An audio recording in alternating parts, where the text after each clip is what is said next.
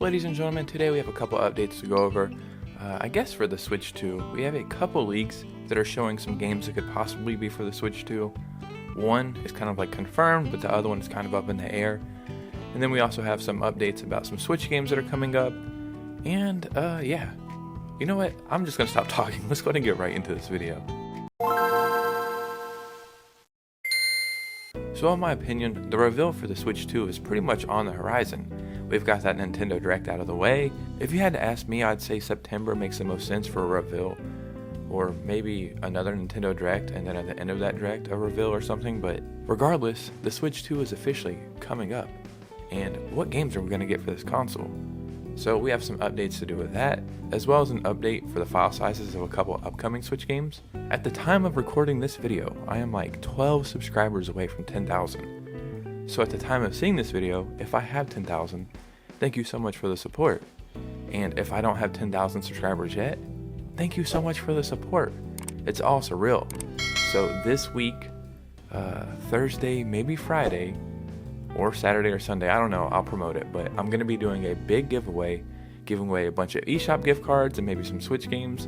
I'll be streaming right here on YouTube, and we'll just have a big celebratory event. So be on the lookout for that. But let's go ahead and get right into this video. So it wasn't that long ago, I would say around 10 days to 2 weeks ago, we had one of the most prominent leakers pretty much in the history of game leaking, Midori, dropping just leaks probably 5 times a day sometimes. And 99% of the time, those leaks would come true.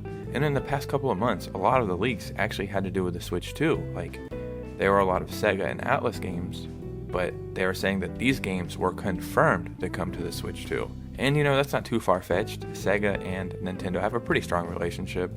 And this is just a complete side thought that I'm thinking right now. If game companies continue to get acquired by other game companies, I could see Nintendo buying Sega in like the next 10 years. And then Atlas as well. I think that's all connected somehow. But one of these games has leaked online, so let's check it out. A remake of the original Jet Set Radio is in the works at Sega. It is a full remake of the Dreamcast game, and the source is Midori. And these are some of the actual images from it. Obviously this is in development, so it's going to look better than this, but it's still really cool to see some of this. Jet Set Radio was a very, very cool game. I always get the games confused, but there's Hi-Fi Rush and something else. But regardless, this was the inspiration for those games. So if you never got to play this back in the day, it was really, really fun. And this looks great. I truly cannot wait to play this, especially since this will be running on the Switch 2. When the Switch 2 first launches, we're obviously going to have a bunch of first-party Nintendo games. I think a big announcement for the Switch 2 will be some third-party stuff like maybe Call of Duty or Grand Theft Auto, or just the big games we wanted on the Switch but realistically couldn't run on the Switch. But when I think about the other launch games for the Switch 2 or games that are in that launch window, I think Sega, Square Enix, and Capcom are going to make a big part of the identity of the Switch 2, at least initially. So this makes me very excited seeing this. In the comments below, let me know if you ever played Jet Set Radio. So what's another massive game franchise you think of when you think of Nintendo? Probably Zelda, Mario, Pokemon? Yeah, Pokemon, that makes sense. So one of these games we got in the past year was palworld, which any way you want to look at it, it's a Pokemon clone. I tried playing this game, maybe when it initially came out. I played it on Game Pass for like a night. It was okay, but I just didn't see the hype behind it, and I still don't see the hype behind it, but I am glad people are enjoying it. So what about palworld coming to the Switch? Palworld addresses the possibility of a Switch port. Palworld remains an Xbox console exclusive at the time of this writing, though there are plans for a PlayStation port. With palworld seemingly coming to PlayStation consoles at some point down the line, fans may be wondering if a Switch port is a possibility as well. Pocket Pair's Takeru Mizobi said that it would be hard to port palworld to the Switch due to technical reasons. Basically, the Nintendo Switch may be simply not powerful enough to run palworld efficiently. That doesn't mean palworld couldn't come to a future Nintendo console, however. So yeah, I don't think this is coming to the Switch. I don't even know if Nintendo would want it on the Switch, simply because of the comparisons to Pokemon. There was like a whole lawsuit or something. I don't think anything ever happened with that. Now, coming to the Switch 2, I could see that, but I kind of have to push back a little bit. palworld doesn't look like it's too taxing. Maybe it's some actual development issues or something, the reason why they couldn't get it running on the Switch, but there are so many games that are way more impressive than palworld that run on the Switch. I hate to pick the most popular ones, but look at Tears of the Kingdom. This game should not run on the Switch at all, and it runs amazingly.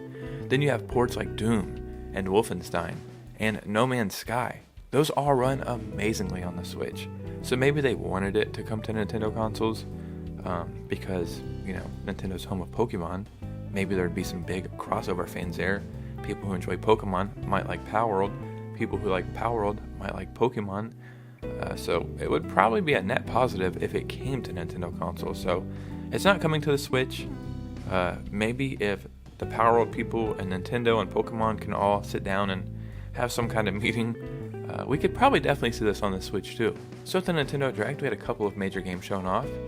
Recently, maybe like a day or two ago, we've seen that the Zelda file size is only 6 gigabytes, which is just a little over the Link's Awakening remake. But what about a couple of those other Switch games? Nintendo reveals file size for 2 more upcoming Switch games. Nintendo has revealed the file size for 2 major upcoming Switch titles, Donkey Kong Country Returns HD and Mario & Luigi Brotherhood. So before we get into this anymore, I'm just going to guess off the top of my head because I haven't looked yet.